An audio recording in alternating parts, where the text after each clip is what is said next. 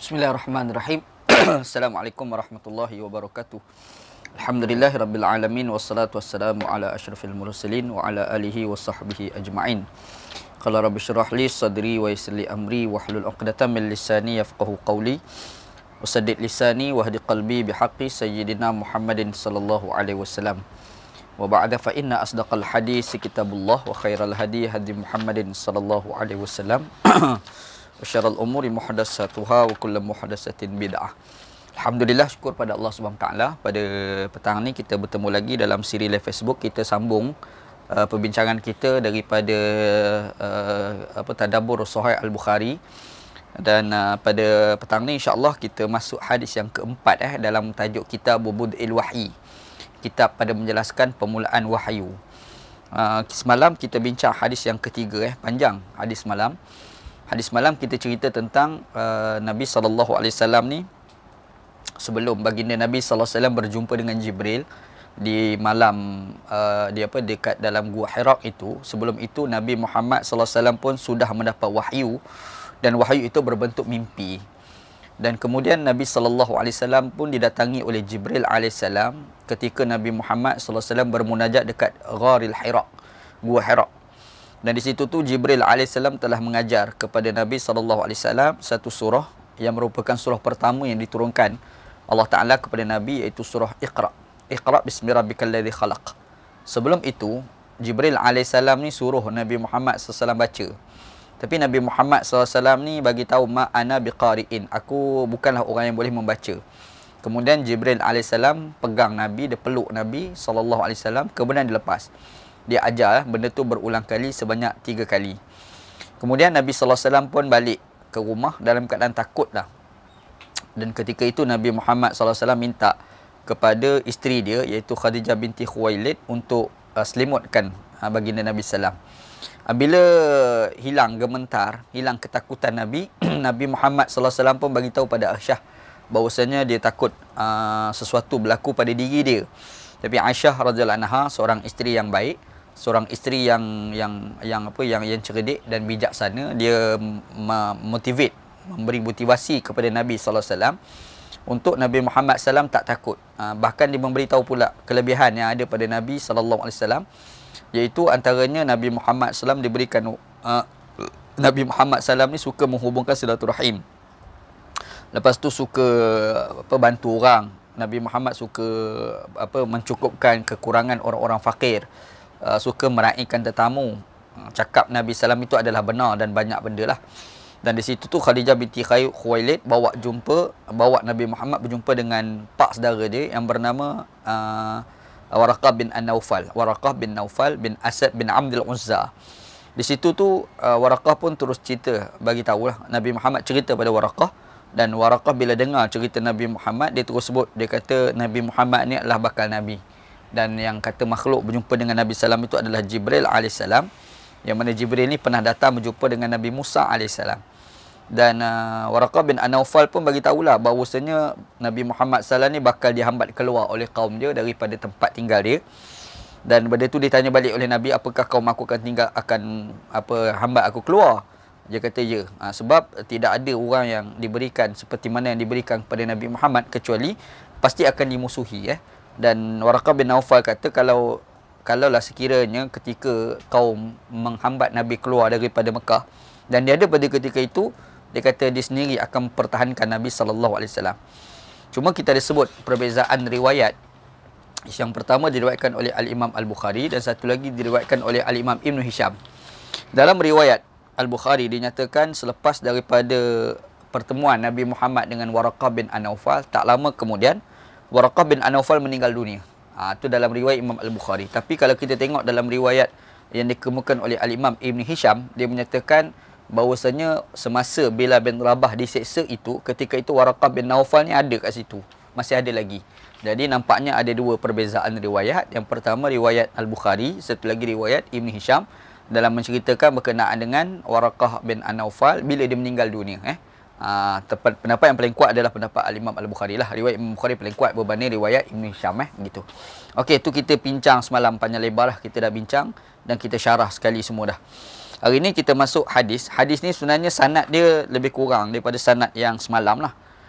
Iaitu haddatsana Yahya bin Bukir qala haddatsana Al-Lais an Ukail, sampai situ. Lepas tu dia kata an Ibni Hisham, an Ibni Shihab, daripada Ibnu Shihab. Dekat sini permulaan dia lah.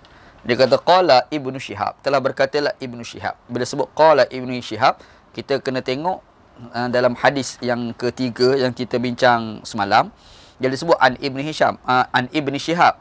Sebelum tu ada 1, 2, 3 perawi. Jadi di sini Imam Bukhari dia terus langkah kepada Ibni Shihab sebab ada 3 lagi perawi yang perawinya adalah sama. Begitu. Tak. Dia kata akhbarani Ibnu Shihab. Kita dah sebutlah Ibnu Shihab ni nama dia apa, panjang lebar dah kita dah bincang. Orang yang bernama Ibnu Shihab. Nama dia Abu Bakar bin Muhammad bin Muslim bin Ubaidillah bin Abdillah bin Shihab bin Abdillah bin Al-Haris bin Zahratul Faqih. Tu nama dia lah. Kita dah bincang lah semalam. Dia kata qala Ibnu Shihab wa akhbarani Abu Salamah bin Abdurrahman anna Jabir bin Abdillah Al-Ansari qala wa huwa yuhaddisu an fatratil wahyi. Faqala fi hadisihi baina ana amshi is sami'tu sautan minas sama'i farafa'tu basari فإذا الملك الذي جاءني بحراء جالس على كرسي بين السماء والأرض فرعبت منه فرجعت فقلت زملوني فأنزل الله تعالى يا أيها المدثر قم فأنزل إلى قوله والزجر فاهجر فحمي الوحي تابعه عبد الله بن يوسف وأبو صالح وتابعه إلى الهلال بن رداد بن عن الزهري وقال يونس ومعمر بوادره. Rawahu Al-Bukhari. Daripada Ibn Shihab. Ibn Shihab kata telah menceritakan kepada aku Abu Salamah bin Abdurrahman. Abu Salamah ni nama dia adalah Abu Salamah wa Ibnu Abdurrahman bin Auf. Jadi kalau sebut Abu Salamah bin Abdurrahman di sini bermaksud dia cucu kepada, dia adalah anak kepada sahabat Nabi yang terkenal iaitu Abdurrahman bin Auf. Kita kenal ada sahabat Nabi terkenal namanya Abdurrahman bin Auf, seorang sahabat Nabi yang kaya yang mana dia di Mekah pun dah kaya. Kemudian apabila dia sampai di Madinah, ketika Nabi Muhammad SAW mempersaudarakan antara sahabat Muhajirin dan Ansar, ketika itu Abdurrahman bin Auf dia tanya kepada Nabi dekat mana pasar. Dia tanya mana pasar. Dia minta tunjuk kepada dia pasar sebab dia nak berniaga. Apabila dia berniaga dekat Madinah, dia jadi kaya pula, jadi jutawan pula. Inilah kehebatan orang nama Abdurrahman bin Auf radhiyallahu an. Jadi Abdurrahman bin Auf ni dia ada anak. Anak ni nama Abu Salamah, nama anak dia. Kita jangan tukar sebab Abu Salamah ni ada seorang lagi iaitu ex-husband kepada Ummu Salamah. Ummu Salamah tu isteri Nabi Sallam. Sebelum dia kahwin dengan Nabi, dia ada suami kan. Nabi kahwin dengan Ummu Salamah ni dia janda. Jadi suami dia pun Abu Salamah. Yang ni pun ada satu lagi namanya Abu Salamah. Abu Salamah di sini ni adalah bukan sahabat, dia tabi'in. Abu Salamah yang ex-husband kepada Ummu Salamah itu adalah sahabat. Jadi Abu Salamah ni tabi'in. Dia ni anak kepada Abdurrahman bin Auf yang terkenal. Jadi dia cerita, dia kata dia ni bercerita bahawasanya Jabir bin Abdillah Al-Ansari radhiyallahu an. Jabir bin Abdillah ni antara sahabat Nabi yang terkenal juga. Kita kalau baca dalam hadis, keraplah kita jumpa sahabat Nabi nama Jabir bin Abdillah.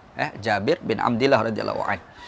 Jabir bin Abdillah ni dia ceritalah, qala, dia bercerita, wa huwa yuhaddisu an fatratil wahyi, berkenaan dengan Nabi Muhammad sallallahu alaihi wasallam bercerita berkenaan dengan fatrah wahyu. Maksudnya daripada wahyu Iqra nak datang apa ya ayyuhal mudassir tu, celah tu. Fatrah tu zaman kekosongan, tidak diturunkan wahyu kepada Nabi Muhammad sallallahu alaihi wasallam. Tu maksud dia begitu. Jadi faqala fi hadisihi, Nabi Muhammad sallallahu alaihi wasallam ceritalah dalam cerita baginda tu. Dia kata baina ana amshi is sami'tu sautan minas sama'i.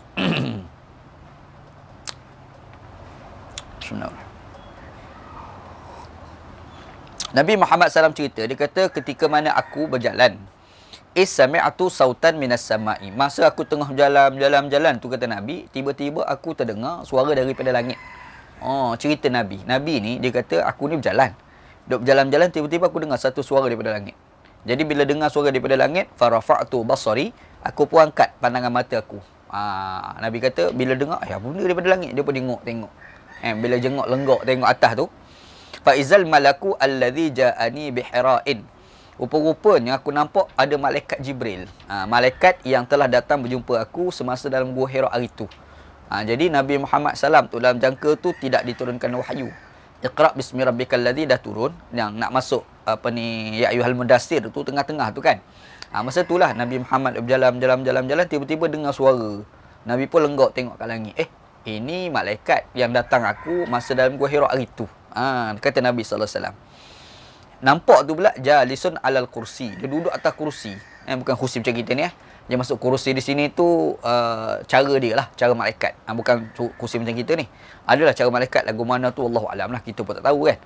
Nak cerita pun tak reti, mungkin kita tak pernah tengok.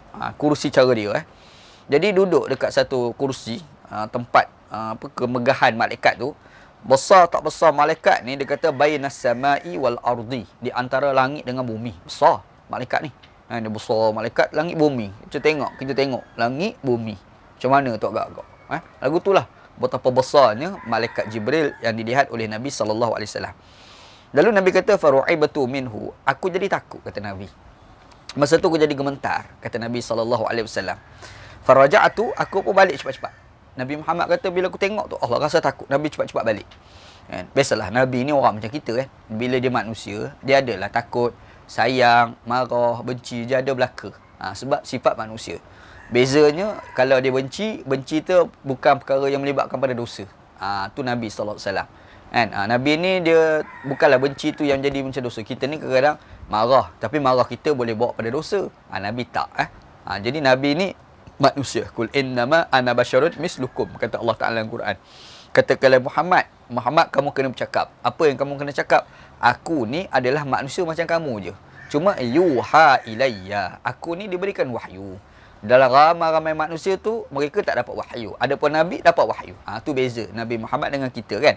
Tapi elemen-elemen, unsur-unsur manusia tu ada pada diri Nabi Muhammad sallallahu alaihi wasallam. Jadi antara bila kita sebut manusia, dia adalah sifat-sifat manusia, ciri-ciri manusia. Antara yang ada pada diri manusia ni takut, gerun, gelabah, nervous, macam-macam lah yang ada pada manusia. Begitu juga ada pada diri Nabi Muhammad sallallahu alaihi wasallam. Gitu. Nabi Muhammad SAW pun pernah lupa. Macam kita lupa, kita pun pernah lupa. Dalam hadis ada cerita Nabi Muhammad tersilap rakaat. Ada. Sampai Nabi Muhammad SAW sembahyang maghrib, sepatutnya rakaat kedua itu bangun rakaat ketiga. Nabi terus bagi salam. Bagi salam tu tak apa lagi, terus keluar daripada masjid. Sahabat Nabi pun kejar, jumpa Nabi bagi tahu, Allah satu rakaat lagi. Nabi pun pusing balik, naik atas masjid, tambah satu lagi rakaat. Ada hadis. Ada cerita tu kan. Apa lagi? Nabi Muhammad sendiri pernah sebut, aku ni anak kuntu basyaran, aku ni orang, kata Nabi sallam, ansi kama tansaun, aku boleh lupa seperti mana kamu lupa. Tu kata Nabi sallallahu alaihi wasallam. Cumanya lupa Nabi Muhammad sallallahu alaihi wasallam tu sendiri kadang-kadang untuk mengajar umat. Contoh macam Nabi Muhammad sallam terlupa rakaat.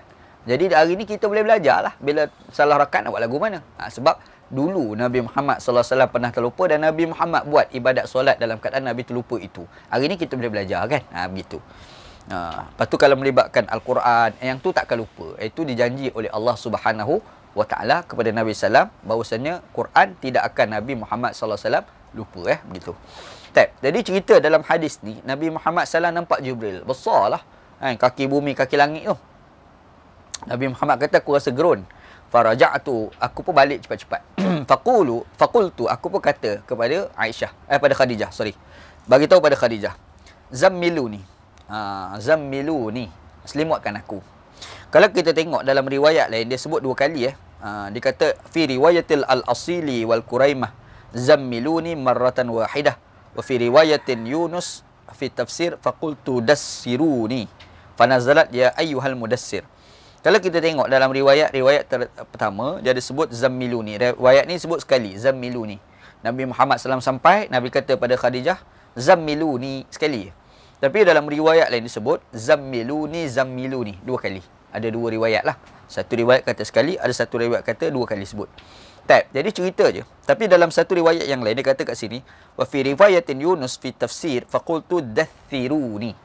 Kalau tengok dalam riwayat yang lain, dia tak sebut zammiluni, dia sebut dassiruni. Mudassir selimutkan aku. Zammiluni pun selimut juga Jadi sambungan hadis, Nabi kata zammiluni, selimutkan aku. Fa anzalallahu ta'ala ya ayyuhal mudassir qum fa anzir ila qawlihi waz-zujra fahjur. Lalu Allah Taala pun turun ayat Quran kepada Nabi Muhammad sallallahu alaihi wasallam. Ayat itu berbunyi ya ayyuhal mudassir qum fa anzir, wahai orang yang berselimut, bangunlah dan berilah peringatan. Sampailah ayat waz-zujra fahjur. Dan segala perkara-perkara keji ini kamu kena jauhi. Itu Nabi sallallahu alaihi wasallam cerita turun ayat Quran. Maksudnya Nabi Muhammad SAW nak boleh turunkan surah ya ayyuhal mudassir itu, rupa-rupa sebelum itu Nabi Muhammad SAW tengok Jibril alaihissalam yang sebenar dekat kaki besar tu, kaki langit kaki bumi. Besarlah Jibril alaihissalam masa tu. Jadi sebelum dapat wahyu jumpa Jibril dengan rupa dia sebenar. Yang satu lagi kita cerita Iqra bismi rabbikal ladzi khalaq. Dia masuk dalam gua, berjumpa dengan Nabi sallallahu alaihi wasallam, dia pergi ajar Iqra bismi rabbikal ladzi khalaq, dan ketika itu dia berupa dengan rupa manusia. Jibril tu dia berupa dengan rupa manusia. Dia bukan datang dengan rupa dia yang sebenar. Bila nak turun ya ayyuhal mudassir itu, masa tu Nabi Muhammad sallallahu alaihi wasallam tengok Jibril alaihissalam dengan rupa sebenar. Lepas tu Nabi Muhammad balik. Bila balik Nabi selimut. Bila selimut barulah Allah Taala turun Al-Quran ya ayyuhal mudassir. Begitu. Kita duk biasa dengar. Okey, kita baca dulu hadis ni. Fahamiya al-wahyu wa tataba'. Sejak Fahamiya al-wahyu wa tataba'a. Ai wa tataba'a al-wahyu. Ketika itulah turunlah wahyu dan berturut-turut, tak berhenti turunnya wahyu daripada Allah Taala kepada Nabi Muhammad sallallahu alaihi wasallam. Kita ni biasa duk dengar cerita Nabi Muhammad sallallahu alaihi wasallam ni duduk dalam Gua Hira. Lepas duduk dalam Gua Hira, Nabi Muhammad jumpa dengan Jibril, Nabi Muhammad balik. Bila balik itu Nabi berselimut. Nabi suruh berselimut. Bila berselimut itu sebab ketakutan itu, masa tu Jibril alaihissalam, masa tu Allah Taala turun Al-Quran ya ayyuhal mudassir. Kita dengar macam tu. Rupa-rupanya cerita dalam hadis Sahih Al-Bukhari bukan macam tu. Cerita dalam Sahih Al-Bukhari ni cerita dia mula-mula cerita Nabi Muhammad di Gua Hira berjumpa dengan Jibril, dapat Iqra bismi rabbikal ladzi khalaq. Lepas tu Nabi Muhammad SAW tak dapat wahyu lama. Kalau kita tengok dalam dalam komen-komen ulama di sini, contoh macam dia komen oleh Asy-Sya'bi, dia kata jangka masa tu 3 tahun. Lama, 3 tahun. Jadi daripada Iqra dengan nak masuk ya ayyuhal mudassir tu 3 tahun. Bukanlah Nabi Muhammad balik daripada Gua Hira itu lepas tu turun ya ayyuhal mudassir, bukan 3 tahun. 3 tahun tu tidak ada wahyu yang diberikan Allah Taala kepada Nabi Muhammad sallallahu alaihi wasallam. Jadi nak mari ke 3 tahun tu, cukup 3 tahun itu, masa tu Nabi Muhammad sallallahu alaihi wasallam sekali lagi terjumpa Jibril. Jumpa Jibril dengan rupa dia yang sebenar. Jadi bila jumpa Jibril dalam rupa yang sebenar, jadi bila jumpa Jibril alaihissalam dengan rupa sebenar, Nabi Muhammad sekali lagi takut. Seperti mana Nabi Muhammad SAW takut ketika balik daripada Gua Hira. Jadi takut itu balik sekali lagi berselimut. Barulah turun firman Allah ya ayyuhal mudassir qum fa anzir, hinggalah ayat waz-zujra fahjur. Tu cerita dia. Jadi kita terus nampak gambaran lah. Sebenarnya apakah ya ayyuhal mudassir itu turun ketika setelah Nabi Muhammad balik daripada Isra Mi'raj, balik daripada Gua Hira, ataupun jangka masa yang lama barulah turun ya ayyuhal mudassir. Jawapannya bila kita tengok dalam kitab Sahih Al-Bukhari ni digambarkan jangka masa yang lama. Jangka masa yang lama. Kalau tengok dalam riwayat Asy-Sya'bi seperti mana yang diriwayatkan oleh Imam Ahmad bin Hanbal, dia kata 3 tahun. Jangkanya 3 tahun. Lama sebenarnya. Begitu. Baik.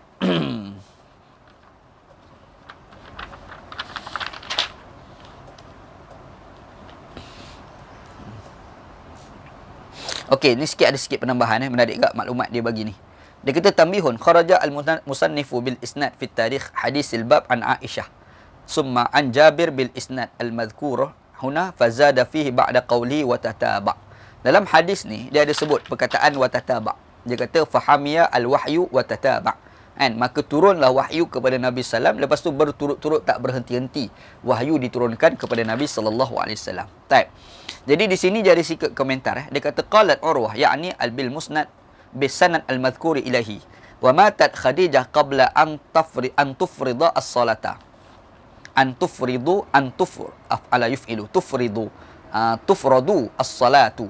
Kata dia Khadijah radhiyallahu anha ni meninggal sebelum sembahyang difardukan. Kita tahu solat ni difardukan pada malam al-Isra wal Mi'raj. Isra Mi'raj ni 5 tahun sebelum hijratul Rasul sallallahu alaihi wasallam. Rupa-rupanya Khadijah binti Khuwailid ni meninggal lebih awal daripada tu lagi. Lebih awal daripada Isra' Mi'raj. Kita kena ingat Isra' Mi'raj ni kita nampak dia cerita Nabi Muhammad sallallahu alaihi wasallam naik berjumpa dengan Allah. Allah Taala bagi ibadat solat. Kita nampak sudut tu Kita kena tengok cerita sebelum, latar cerita sebelum itu.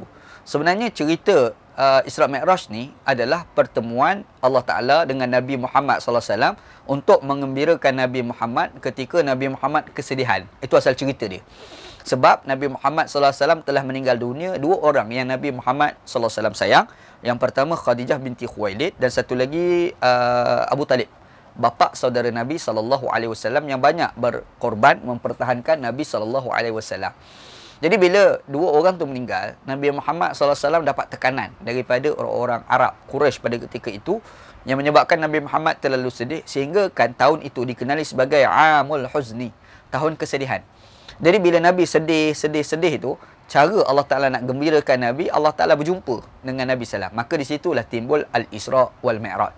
Isra' Mi'raj ni dia bukan semata-mata cerita Allah Ta'ala bagi ibadat solat kepada Nabi, tapi antara cerita lain adalah menggambarkan tentang bagaimana Allah Ta'ala nak menghilangkan kedukaan hati Nabi Muhammad sallallahu alaihi wasallam. Jadi kita kena ingat Isra' Mi'raj tu satu. Sebelum Isra' Mi'raj itu, sebelum Isra' Mi'raj tu ada beberapa kejadian. Antaranya kematian dua orang yang disayangi oleh Nabi sallam, antaranya Khadijah binti Khuwailid dan satu lagi adalah Abu Talib, pak saudara Nabi sallallahu alaihi wasallam. Begitu. Baik. Kita masuk hadis yang kelima. Haddatsana Musa bin Ismail qala haddatsana Abu Awanah qala haddatsana Musa bin Abi Aisyah qala haddatsana Sa'id bin Jubair an Ibni Abbasin fi qawlihi ta'ala la tuharrik bihi lisanak lita'jala bih qala kana Rasulullah sallallahu alaihi wasallam yu'aliju min at-tanzili shiddatan wa kana mimma yuharriku shafatayhi faqala Ibnu Abbas radhiyallahu anhuma fa anna uharrikuhuma lakum kama kana Rasulullah sallallahu alaihi wasallam yuharrikuhuma qala Sa'id ana uharrikuhuma kama ra'aitu Ibnu Abbas yukarrikuhuma faharraka syafataihi fa anzalallahu ta'ala la tuharrik bihi lisanak lita'jala bihi inna alaina jam'ahu wa qur'anah qala jam'ahu laka fi sadrik wa taqra'ahu fa iza qara'nahu fattabi' qur'anah qala fastami' lahu wa ansit summa inna alaina bayanah summa inna alaina an taqra'ah faqala Rasulullah sallallahu alaihi wasallam ba'da dhalika idza atahu Jibril istama'a fa idza intalaqa Jibril qara'ahu an-nabiy sallallahu alaihi wasallam kama qara'ahu rawahu al-Bukhari. Daripada telah menceritakan kepada kami Musa bin Ismail ni salah seorang guru kepada al-Imam al-Bukhari namanya Musa bin Ismail ataupun dikenali juga dengan panggilan Abu Maslamah At-Tabuski. Dia ni orang Mesir dia salah seorang ulama hafal hadis berasal daripada Mesir. Ni cerita orang nama Musa bin Ismail guru kepada al-Imam al-Bukhari. Jadi Imam Bukhari belajar dengan Pak Haji ni lah, Musa bin Ismail. Dalam hadis ni dia guna haddasana bukan haddasani. Maksudnya masa Imam Bukhari mengaji dengan dia tu bukan Imam Bukhari seorang, ada lagi murid-murid yang lain bersama dengan al-Imam al-Bukhari mendengar syarahan yang dikemukakan oleh Musa bin Ismail. Masa tu dia bersyarah lah, murid ramai dengar syarahan dia. Dia beza kalau diguna haddasani. Kalau haddasani maksudnya Imam Bukhari jumpa seorang itu guru tu. Dia sembang dua orang tu kan. Dua guru tu pun bagi tahu begini gitu Jadi kita ingat Imam Bukhari ni dia pernah sampai di Mesir untuk menuntut ilmu. Jadi Musa bin Ismail ni dia kata haddasana Abu Awanah. Musa bin Ismail ni dia belajar pula daripada guru nama Abu Awanah. Qala berkata Abu Awanah haddasana Musa bin Abi Aisyah. Dia ambil daripada Musa bin Abi Aisyah berkata telah menceritakan kepada kami Sa'id bin Jubair. Sa'id bin Jubair ni pula ambil daripada sahabat Nabi yang bernama Abdullah bin Abbas radhiyallahu anhuma. Sahabat Nabi Abdullah bin Abbas Abdullah bin Abbas ni sahabat Nabi, merangkap sepupu Nabi sallallahu alaihi wasallam, dan dia ni semasa hijrah Rasulullah sallallahu alaihi wasallam tu umur dia baru 3 tahun. Masa Nabi hijrah sampai ke Madinah tu umur dia baru 3 tahun. Ni orang nama Ibnu Abbas. Jadi dia kecil lagi lah. Dan dia ni dikurniakan Allah Ta'ala kebijaksanaan dan kepandaian sebab berkat doa Nabi sallallahu alaihi wasallam, Allahumma faqihu fid din wa 'allimhu ta'wil. Ya Allah Tuanku, ajarlah kepada budak ni agama dan juga bagi dia faham Al-Quran Kita adalah cerita tu popular. Jadi Abdullah bin Abbas cerita berkenaan dengan firman Allah Ta'ala yang berbunyi, la tuharrik bihi lisanak lita'jala bih. Dan Allah Ta'ala kata, jangan kamu gerakkan lidah kamu dengan begitu cepat untuk nak ingat. Allah Ta'ala ni pernah tegur Nabi Muhammad sallallahu alaihi wasallam ni, yang mana Nabi Muhammad sallallahu alaihi wasallam ni masa dia nak ingat beberapa firman-firman Allah Ta'ala, Nabi Muhammad ni gopoh, baca tu dengan gopoh. Kadang-kadang guru ajar tak sempat nak habis, dia nak ulang balik apa yang guru ajar. Jibril alaihissalam duk ajar pada dia baca Quran itu, tak habis lagi ayat dia nak start nak baca dah. Start nak baca dah. Jadi ditegur oleh Allah Subhanahu wa taala. Jadi kata Allah, la tuharrik bihi lisanak lita'jala bih. Jangan kamu nak menggerakkan lidah kamu dengan tujuan nak cepat. Jangan. Allah Taala kata jangan, wahai Muhammad sallallahu alaihi wasallam. Qala, kata Ibn Abbas, kana Rasulullah sallallahu alaihi wasallam yu'aliju minat tanzili syiddatan. Dia kata asal ceritanya Nabi Muhammad sallallahu alaihi wasallam ni dia nak hafal sangat-sangat apa yang Allah Taala turunkan kepada baginda. Jadi dia ni bila Allah Ta'ala turun wahyu tu, dia cepat-cepat nak hafal. Dia rasa nak hafal lah. Semangat lah. Semangat nak ingat apa yang dia hafal. Jadi kana mimma yuharriku syafataihi. Jadi bila dia cepat sangat, jadi masa Jibril duk ajar tu tak habis lagi, dia pun bergerak dah lidah. Dia nak tiru macam Jibril AS mengajar. Sepatutnya dengarlah dulu, dengar sampai habis. Contoh kalau ajar Fatihah kak, Bismillahirrahmanirrahim, Alhamdulillahirabbil alamin. Berhenti Jibril, barulah start Alhamdulillahirabbil alamin. Patut lagu tu lah. Ini tak. Baru yang tu ditegur Allah Taala. Ditegur. Allah Taala tegur Nabi Muhammad sallallahu alaihi wasallam. Cerita dia. Jadi faqala Ibn Abbas. Jadi Ibn Abbas pun cerita. Dia kata ana uharrikuhu malakum. Dia kata aku sekarang ni, masa tu Ibn Abbas nak mengajar pada sahabat lah. Dia nak ajar pada sahabat. Dia kata hari ni aku pun nak ajar pada kamu hari ni aku nak menggerakkan dua bibir aku untuk kamu. Jadi aku sendiri nak gerakkan bibir seperti mana yang Nabi Muhammad sallallahu alaihi wasallam gerakkan bibir depan kamu. Kalau kita tengok hadis ni, cerita ayat ni diturunkan la tuharrik bihi lisanak. Allah Taala turun ayat jangan kamu gopoh menggerakkan lidah kamu dengan nak cepat tadilah. Jangan menggerakkan lidah kamu dengan tujuan gopoh. Jangan. Kena sabar. Bila habis ayat dibaca oleh Jibril, baru kamu baca. Hadis ni diturunkan di awal wahyu. Sebab tu dia cerita permulaan macam mana nak ajar Nabi Muhammad sallallahu alaihi wasallam nak mengingat wahyu yang diturunkan Allah Taala kepada Nabi. Maksudnya permulaan bagi wahyu.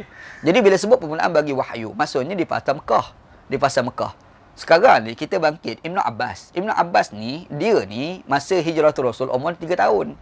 Bermaksud masa Jibril AS turun ayat Quran la tuharrik bihi lisanak. Muhammad jangan nak gopoh sangat tu, jangan gaduh sangat. Masa turun tu, masa tu Ibn Abbas belum dilahirkan lagi. Lepas tu Ibn Abbas cerita ni macam mana pula? Ni cerita ni. Jadi cerita ni Ibn Abbas lagi cerita. Dia cerita tu macam dia ada dalam kejadian itu. Di sini ni kalau kita tengok dalam Imam Ibn Hajar Al-Asqalani ni, dia ada komen. Dia kata kat sini, walam yakun Ibn Abbas izzaka walad li'annahu waladun qabla al-hijrati bi salasi sinin. Dia kata ketika itu Ibn Abbas tak ada, sebab Ibn Abbas ni dia masa hijrah umur dia baru 3 tahun. Kalau 3 tahun maksudnya mula-mula sekali turun wahyu, dia belum dilahirkan lagi. Patut lagu mana Ibn Abbas boleh cerita hadis ni? Ni soalan lah, kalau kita fikir betul juga kan. Macam mana ni? Ibn Hajar jawab. Dia kata lakin yajuzu an yakuna an-nabiyyu sallallahu alaihi wasallam akhbarahu bidzalika ba'du. Kata Ibn Hajar sallallahu memungkinkan hadis ni Nabi Muhammad sallallahu alaihi wasallam cerita kepada Ibn Abbas selepas Ibn Abbas dah besar. Maksudnya bila dah lahir, dah besar, dah pandai, dah cerdik, masa tu diceritakan balik Nabi Muhammad kepada Ibn Abbas berkenaan cerita awal-awal dulu wahyu diturunkan kepada Nabi sallallahu alaihi wasallam. Begitu. Itu maksud dia lah. Ini kata Al-Imam Ibn Hajar Al-Asqalani. Yalah, mungkin masa Nabi hijratul Rasulullah, Nabi Muhammad umur masa tu 40 lebih dah masa tu kan. Jadi masa tu yang hamba Allah ni baru umur 3 tahun.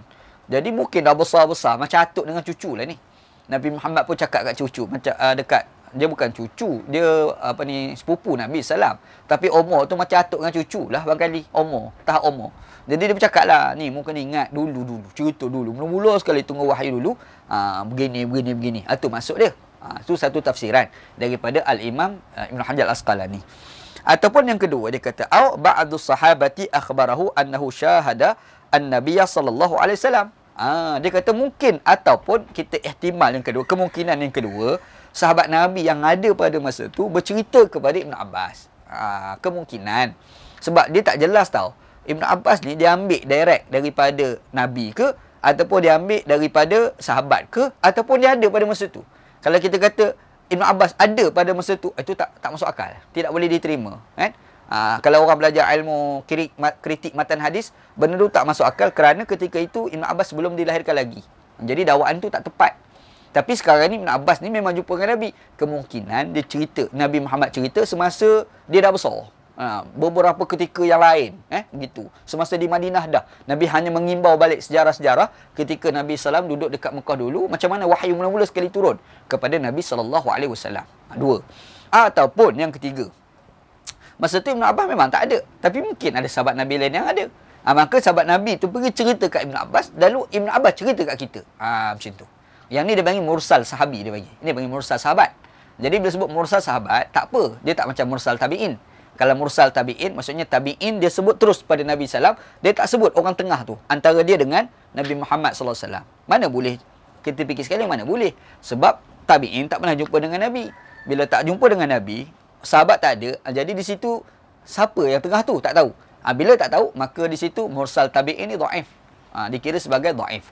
Mengikut pandangan majoriti ulama-ulama hadis. Jadi bila dhaif, tidak boleh dijadikan sebagai sandaran.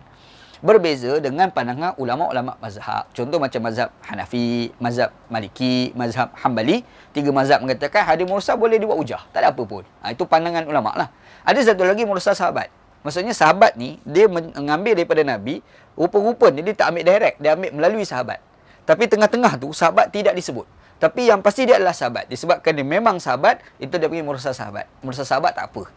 Mursal sahabat tidak menjadi sebarang kritikan. Okey, boleh diterima lah mursal sahabat. Sebab sahabat Nabi ni udul.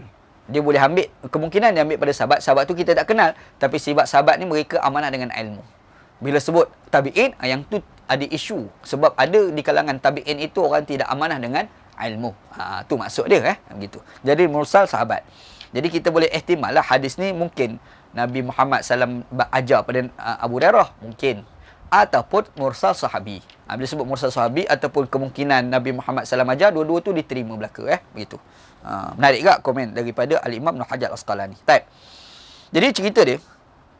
Mana tadi cerita Jadi Ibn Abbas dia cerita Nabi Muhammad SAW tu gopoh-gopoh baca. Lepas tu Allah Ta'ala tegur Nabi Muhammad SAW dengan turun firman Allah Ta'ala tadi. Kemudian Ibn Abbas ni pada zaman dia pula, maksudnya pada zaman itu Nabi Muhammad dah wafat dah. Dia zaman dia pula ni. And dia dah jadi tok guru dah pada masa tu. Jadi dia kata fa ana uharrikuhuma lakum. Hari ni aku nak gerakkan bibir aku depan kamu, depan anak-anak murid dia. Kama kana Rasulullah yukarrikuhuma, seperti mana dulu Nabi Muhammad SAW pernah menggerakkan bibir baginda. Jadi Nabi Muhammad bercakap, berbual itu, menggerakkan bibir, membaca hadis, baca Quran itu, aku pun nak buat gitu jugalah, kata Ibn Abbas di hadapan kamu. Wa qala Sa'id, lalu Sa'id pun bercerita. Sa'id ni siapa dia? Murid kepada Abdullah bin Abbas. Cerita ni. Jadi Ibn Abbas cerita, murid dia, nama Sa'id ni dengar. Dia kata, ana uharrikuhuma kama ra'aitu Ibn Abbas yukarrikuhuma faharraka syafataihi. Jadi Ibn Abbas pun menggerakkan bibir. Jadi dalam ramai-ramai itu ada seorang murid namanya Sa'id. Sa'id bin Jubair nama ni. Sa'id bin Jubair. Jadi Sa'id bin Jubair dia tengok Ibn Abbas duk menggerakkan bibir. Dia pun bergerakkan bibir seperti mana yang Ibn Abbas gerakkan bibir. Cerita ni murid-murid dia ni. Ibn Abbas ambil daripada Nabi. Lepas tu anaknya anak murid ni Sa'id ambil daripada Ibn Abbas. Taib. Fa anzalallahu ta'ala la tuharrik bihi lisanak lita'jala bih inna alaina jam'ah wa qur'anah. Lalu kata Allah Subhanahu wa taala, jangan sekali-kali kamu menggerakkan lidah kamu dengan tujuan kamu nak gopoh baca, inna alaina jam'ah wa qur'anah, kerana tanggungjawab kami himpunkan Quran dan juga membacakan Quran. Tu kata Allah Taala kepada Nabi sallam. Ay jam'ahu laka fi sadrik. Allah Taala yang menghimpunkan Al-Quran di dalam hati kamu, wahai Muhammad sallallahu alaihi wasallam.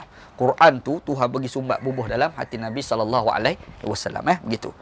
Wa taqra'ahu, dan kemudian kamu bacalah. Jadi bila belajar dengan Jibril baca, kamu jangan duk bimbang, takut-takut bila Jibril baca sampai habis, kamu tak ingat kepala ayat. Tak payah bimbang lagu tu. Sebab Jibril baca tu, dia baca tu bukan baca saja tu. Sebenarnya dia baca tu nak memasukkan Quran dalam hati kamu. Jadi kalau dia baca sampai habis, apakah nanti kamu dengar sampai habis, kamu dah tak ingat kepala ayat? Tak, kamu akan ingat juga. Sebab apa? Sebab Allah Ta'ala menghimpunkan Al-Quran dalam hati kamu, wahai Muhammad sallallahu alaihi wasallam. Gitu. Fa iza qara'nahu fattabi' Qur'anah. Yang apabila kami baca Quran, fattabi' Qur'anah, maka ikutlah bacaan itu. Bila dah masuk dalam hati, jadi tu bacakan Quran. Jadi bacalah Quran seperti mana yang diajar oleh Jibril kepada Nabi sallallahu alaihi wasallam. Gitu. Jadi fastami' lahu wa ansit. Maksudnya diamlah, ambil perhatian. Ambil perhatian dan diam. Maksudnya bila Jibril baca kau diam. Diam, lepas tu dengar. Perhati elok apa yang dibaca oleh Jibril alaihissalam. Summa inna alaina bayanah, dan tanggungjawab kepada kami pula untuk menjelaskan Al-Quran. Summa inna alaina an taqra'ahu, iaitu kemudian maksudnya adalah kemudian sesungguhnya tanggungjawab kami untuk menjadikan kamu membaca. Kamu membaca tu tanggungjawab kami, kata Allah Taala gitu. Fakana Rasulullah sallallahu ba'da dzalika iza atahu Jibril istama'a. Dia kata sejak daripada itu Nabi Muhammad SAW, apabila didatangi Jibril, Nabi ambil perhatian. Jadi kalau Jibril baca, dia diam je. Dengar je bacaan Jibril AS. Fa'izan talaqa Jibrilu qara'ahu an-Nabi SAW kama qara'ahu. Apabila Jibril dah selesai ajar, Nabi diam, dia pergi. Bila pergi tu, Nabi Muhammad baca sebiji macam dibaca oleh Jibril AS. Maksudnya masa mula-mula sekali, Jibril datang ajar, dia baca, Jibril baca, Nabi Muhammad baca. Jibril baca, Nabi Muhammad baca. Allah Ta'ala tegur. Allah Ta'ala tegur Nabi sallallahu alaihi wasallam. Allah Ta'ala kata la tuharrik bihi lisanak li ta'jala bih. Jangan. Jangan duk sekali lagu tu lah. Jangan menggerakkan lidah kamu dengan tujuan nak gopoh tadi. Jangan. Allah Ta'ala tak bagi kepada Nabi. Jadi sejak pada tu, apabila Jibril datang, Jibril baca Quran, Nabi diam lah. Dia diam, dengar je bacaan yang dibaca oleh Jibril AS. Dalam hadis sebut istama'a. Istama'a ni maksud ambil perhatian. Ambil perhatian. Tapi bila selesai Jibril AS ajar, dia pun pergi. Bila dia pergi, Nabi Muhammad membaca sebiji macam Jibril baca. Tu cerita hadis ni. Hadis ni riwayat Imam Al-Bukhari lah gitu. Baik.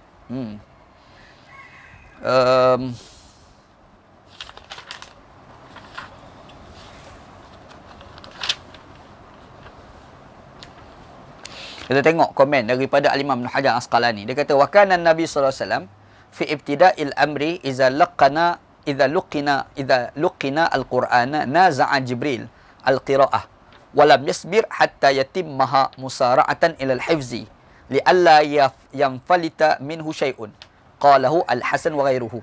Menurut cerita Al-Hasan dan seumpamanya menyatakan di permulaan Nabi Muhammad sallallahu alaihi wasallam diajar Al-Quran, Nabi Muhammad sallam ni bertembung membaca dengan Jibril alaihissalam.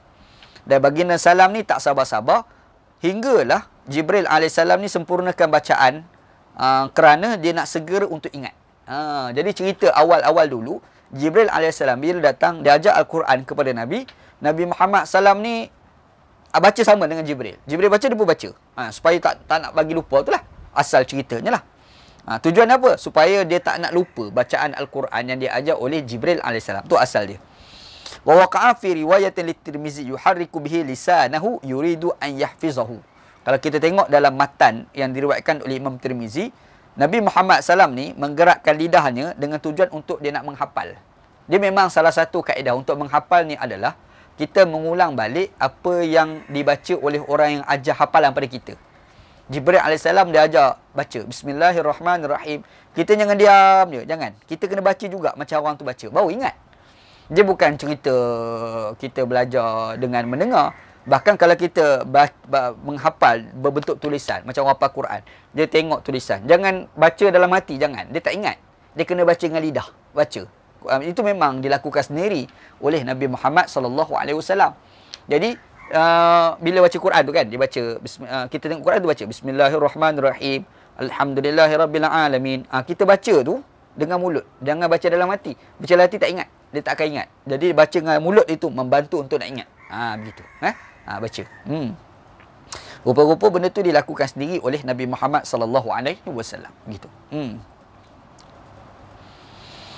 Wa waqa'a fi riwayat Tirmizi yuharriku bihi lisanah yuridu an yahfizahu. Dia nak menghafal asalnya. Nabi tu dia gerakkan lidah bersama dengan Jibril itu tujuannya adalah nak menghafal. Walin Nasa'i, dalam matan sanad Imam An-Nasa'i pula, yu'ajjilu bi qira'atihi liyahfizahu. Dia baca Quran dengan tergopoh-gopoh dengan tujuan nak ingat. Dia baca tergopoh-gopoh, kan? Baca gopoh-gopoh ni macam mana? Jibril alaihissalam tak sempat habis, dia dah baca dah. Macam tu, kan? Kalau kita baca dalam hadis ni, nampaknya Jibril alaihissalam baca, Nabi Muhammad dia. Lepas tu Jibril pun pergi, baru baca. Maksudnya, kita ni kalau hafal Quran, kalau kita dah apa-apa dalam keadaan kita tengok, tutup. Kena baca sekali lagi, tanpa kita tengok pula. Kita kadang-kadang baca hafal.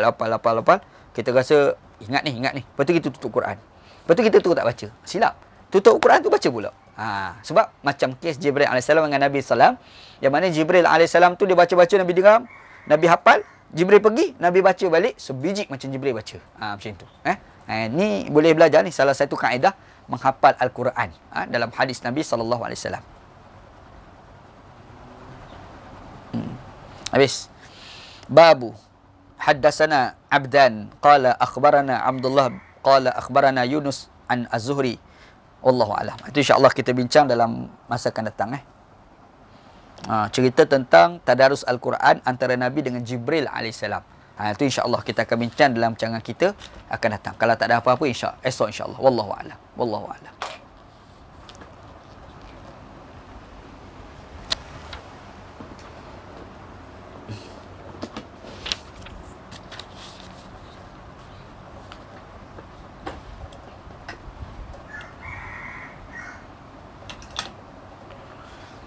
Okey, tengok ada soalan.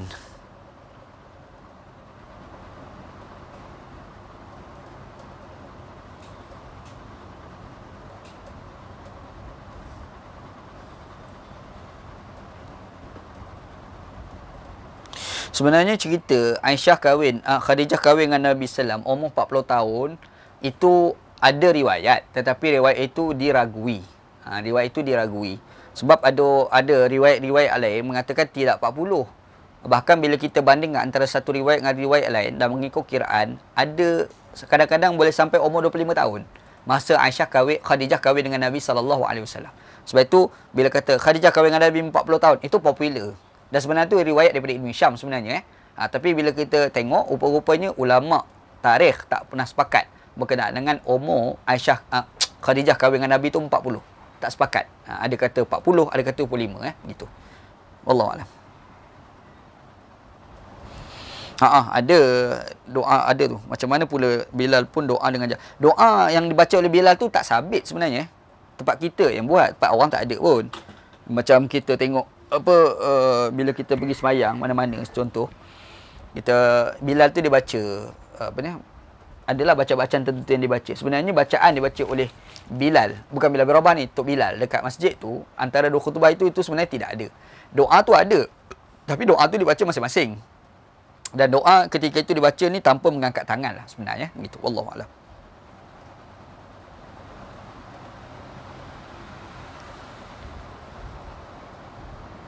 Kita akan jumpa cerita berkenaan dengan Muzammil itu. Ini cerita Al-Mudassir. Nanti kita akan jumpa pula satu lagi riwayat berkenaan dengan Al-Muzammil selepas daripada turunnya Muzammil. Mudassir. Dia cerita dalam, kita dah sebut tadi dalam syarah dia buka oleh Imam Ahmad bin Hanbal. Dia ambil daripada riwayat Asy-Sya'bi 3 tahun. Antara Iqra' dengan Mudassir 3 tahun. Lepas 3 tahun tu lepas 3 tahun datang surah Mudassir, lepas tu baru datang surah berturut-turut, termasuklah surah Al-Muzammil. Itu kita akan jumpa hadis tu insya-Allah. Wallahu a'lam.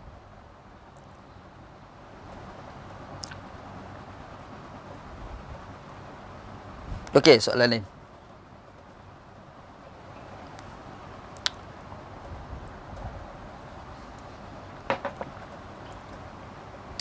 Okey, nasa tak ada ikut. Wallahu a'lam.